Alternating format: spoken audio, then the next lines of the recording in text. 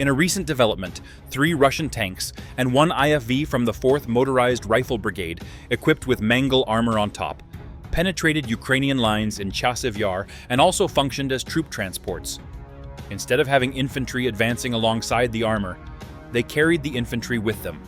Yes, the soldiers were positioned inside the tanks, specifically in the space beneath the Mangal armor and the turret.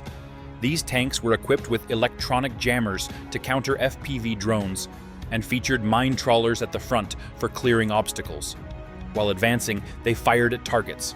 But due to the Mangal armor, the movement of the gun was significantly restricted, limiting the field of view primarily to the front. This poses a major challenge for advancing tanks. Upon reaching their objective, the soldiers dismounted near the Ukrainian positions to clear the trenches. This action highlights the importance of heavy infantry fighting vehicles and armored personnel carriers for supporting troops. If agile IFVs like the Bradley or Kurganets had been present, they could have effectively engaged enemy positions with heavy machine guns, while tanks focused on clearing paths and absorbing damage from Ukrainian forces. Despite these limitations, the strike was effective, as there was no significant resistance due to the extensive protection from all sides.